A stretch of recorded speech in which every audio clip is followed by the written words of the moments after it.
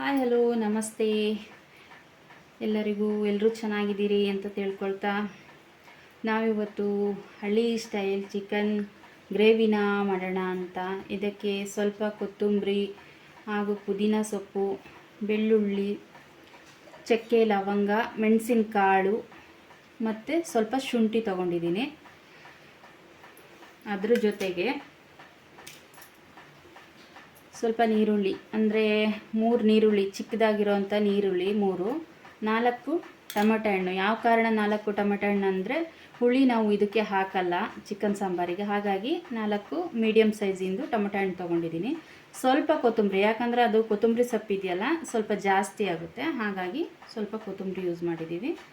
ಸ್ವಲ್ಪ ಕಾಯಿ, ಜಾಸ್ತಿ ಕಾಯಿ ಬೇಡ, ಯಾಕಂದರೆ ಗ್ರೇವಿ ಮಾಡೋದ್ರಿಂದ ಏನಾಗುತ್ತೆ ಅಂದರೆ ಜಾಸ್ತಿ ಕಾಯಿ ಹಾಕಬಾರ್ದು, ಸ್ವಲ್ಪ ಸಾಕಾಗುತ್ತೆ. ಓಕೆನಾ, ಸ್ವಲ್ಪ ತಗೊಂಡ್ರೆ ಆಯಿತು. ನೆಕ್ಸ್ಟು ಹೇಗೆ ಮಾಡೋದು ನೋಡ್ಕೊಂಬರೋಣ. ಓಕೆನಾ, ಮೊದಲಿಗೆ ನೀರುಳ್ಳಿ, ಕೊತ್ತಂಬರಿ ಮತ್ತು ಚಕ್ಕೆ ಲವಂಗ ಎಲ್ಲ ಎಣ್ಣೆಯಲ್ಲಿ ಸ್ವಲ್ಪ ಫ್ರೈ ಮಾಡ್ಕೊಳ್ಬೇಕಾಗುತ್ತೆ. ಮೀಡಿಯಮ್ ಆಗಿ ಫ್ರೈ ಮಾಡ್ಕೊಂಬರ್ತೀನಿ. ಮೊದಲಿಗೆ ಪಾತ್ರೆ ಒಳಗೆ ಸ್ವಲ್ಪ ಎಣ್ಣೆ ಹಾಕಬೇಕು.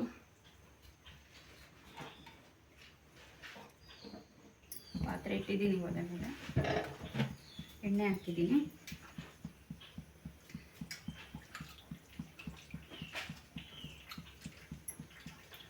ಚಿಕನ್ನು ಚೆನ್ನಾಗಿ ತೊಳ್ಕೊಬೇಕು 2ರಿಂದ 3 ಸಲ.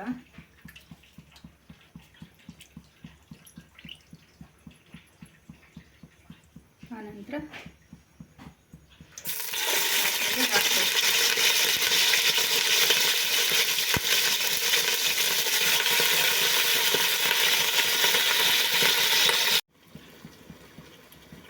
ಸ್ವಲ್ಪ ಉಪ್ಪು ಹಾಕ್ಕೊಳ್ಳೋಣ. ಎಷ್ಟು ಬೇಕೋ ಸ್ವಲ್ಪ ಹಾಕ್ಕೊಳ್ಳೋಣ, ಆಮೇಲೆ ಬೇಕಾದರೆ ಸ್ವಲ್ಪ ಯೂಸ್ ಮಾಡಿದರೆ ಆಯಿತು. ಸ್ವಲ್ಪ ಉಪ್ಪು,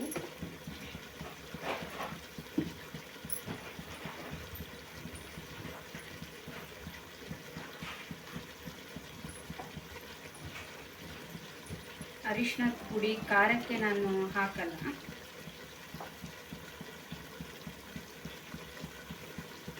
ಇದಕ್ಕೆ ಹಾಕ್ತೀನಿ. ಸ್ವಲ್ಪ ಜಾಸ್ತಿ ಹಾಕಬೇಕಾಗುತ್ತೆ, ಯಾಕಂದರೆ ಇದು ಅಡ್ಡ ಸ್ಮೆಲ್ ಬರಬಾರ್ದಲ್ವ, ಹಾಗಾಗಿ.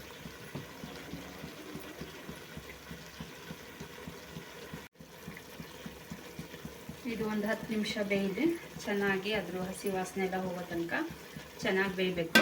ಪ್ಲೇಟನ್ನು ಸ್ವಲ್ಪ ಹೊತ್ತು ಮುಚ್ಚಿಡೋಣ, ಒಂದು 10 ನಿಮಿಷ.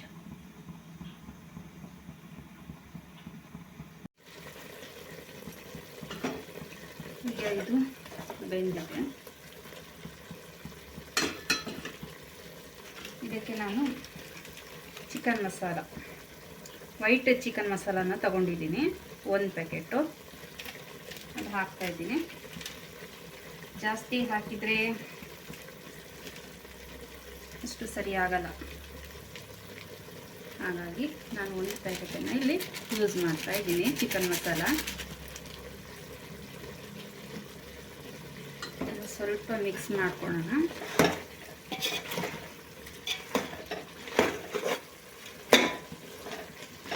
ಸ್ವಲ್ಪ ಬ್ಲರ್ರಾಗಿ ಬಂದಿರ್ಬೋದು ವಿಡಿಯೋ ನೋಡುವವರು ದಯವಿಟ್ಟು ಸಹಕರಿಸಿ, ಆಯಿತಾ? ಏನು ಅಂದ್ಕೋಬೇಡಿಯಪ್ಪ. ಹಾಗೆ 1 ನಿಂಬೆಹಣ್ಣನ್ನು ಹಾಕ್ಕೊಳ್ಳೋಣ.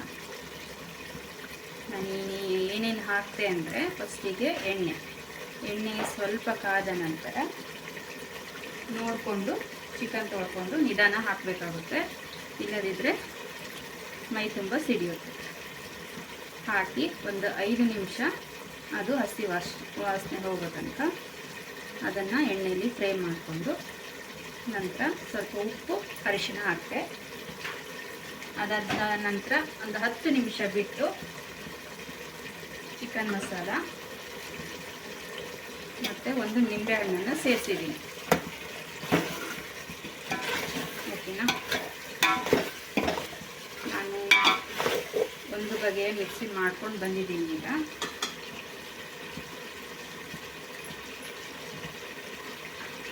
ಅದನ್ನು ಸೇರಿಸ್ತಾ ಇದ್ದೀನಿ. ಇದರಲ್ಲಿ ಪುದೀನ, ಚಕ್ಕೆ, ಲವಂಗ ಫಸ್ಟಿಗೆ ತೋರಿಸಿದ್ನಲ್ಲ, ಚಕ್ಕೆ, ಲವಂಗ, ಶುಂಠಿ, ಬೆಳ್ಳುಳ್ಳಿ ಪೇಸ್ಟ್ ರುಬ್ಕೊಂಡು ಬಂದಿದ್ದೀನಿ. ಪೇಸ್ಟ್ ಹಾಕಿಲ್ಲ, ಎಲ್ಲ ಮನೆಯಲ್ಲೇ ಮಾಡ್ಕೊಂಡಿದ್ದೀನಿ. ಇದು ಒಂದು 5 ನಿಮಿಷ ಚೆನ್ನಾಗಿ ಕುದಿಬೇಕು. ಇದು ಕುದೀತಾ ಇರಲಿ.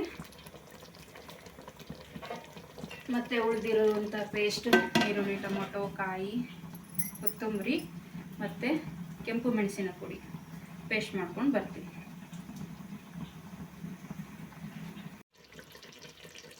ಓಕೆ, ಈಗ ಮಸಾಲವನ್ನು ರುಬ್ಕೊಂಡು ಬಂದಿದ್ದೀನಿ, ಹಾಕ್ತಾಯಿದ್ದೀನಿ. ತುಂಬ ಚೆನ್ನಾಗಿ ಬಂದಿದೆ, ಸ್ಮೆಲ್ಲೆಲ್ಲ ಘಮ ಘಮ ಅಂತ ಇದೆ.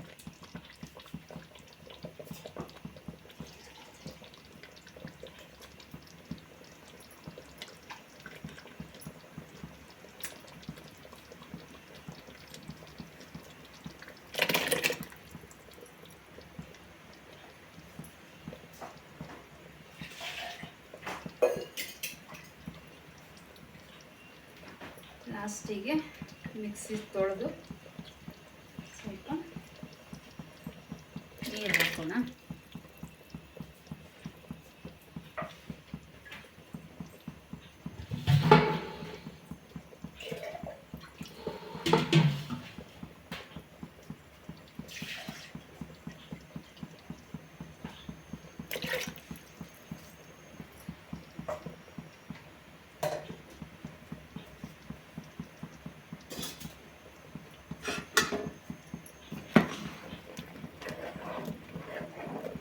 ಇನ್ನು ಮಸಾಲೆ ಒಟ್ಟಿಗೆ ತುಂಬ ಚೆನ್ನಾಗಿ ಬೇಯಬೇಕು.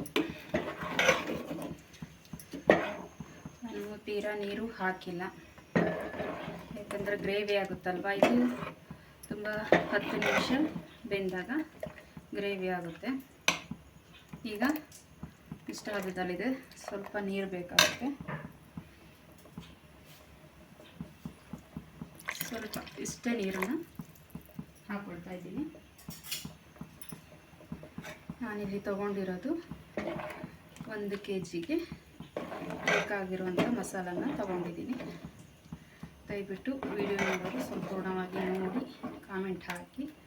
ಗ್ರೇವಿಯಲ್ಲಿ, ಚಿಕನ್ ಗ್ರೇವಿಯಲ್ಲಿ ಒಂದು 4 ರಿಂದ 5 ಬಗೆ ಬರುತ್ತದೆ, ಅದರಲ್ಲಿ ಒಂದು ಬಗೆ ತೋರಿಸಿದ್ದೀನಿ.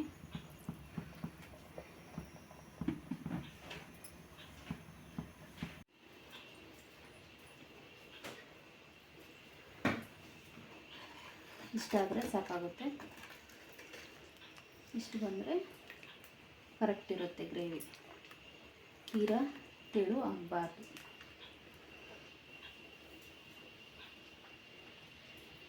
ನಾನಿಲ್ಲಿ ತೆಳು ರೊಟ್ಟಿ, ಹಾಗಂದರೆ ನಮ್ಮ ಕಡೆ ಎಲ್ಲ ಇದಕ್ಕೆ ಕೋಳಿ ರೊಟ್ಟಿ ಅಂತಾರೆ. ಈ ರೀತಿ ಇರುತ್ತೆ. ಇದಕ್ಕೆ ಸರ್ವ್ ಮಾಡ್ಕೊಳ್ತಾ ಇದ್ದೀನಿ. ಈ ರೀತಿ ಬರುತ್ತೆ ಗ್ರೇವಿ ಗಟ್ಟಿಯಾಗಿ. ಓಕೆನಾ, ತುಂಬ ಅದ್ಭುತವಾಗಿ ಬಂದಿದೆ ಫ್ರೆಂಡ್ಸ್. ಯಾರಾದರೂ ಟ್ರೈ ಮಾಡೋರಿದ್ದರೆ ಟ್ರೈ ಮಾಡ್ಕೊಳ್ಬೋದು. ಓಕೆನಾ, ತುಂಬ ಚೆನ್ನಾಗಿ ಬಂದಿದೆ, ಅದ್ಭುತವಾಗಿ ಬಂದಿದೆ. ಹಾಗೆ ವಿಡಿಯೋ ನೋಡುವವರು ಪೂರ್ತಿ ವಿಡಿಯೋ ನೋಡಿಬಿಟ್ಟು ಕಾಮೆಂಟ್ ಹಾಕೋದನ್ನು ಮರಿಬೇಡಿ. ಹಾಗೆ ಆದಷ್ಟು ಜನ ಹೊಸಬರು ಚಾನಲನ್ನು ಸಬ್ಸ್ಕ್ರೈಬ್ ಮಾಡ್ಕೊಳ್ಳಿ, ಸಪೋರ್ಟ್ ಮಾಡಿ, comment, like, share. Thank you friends, bye.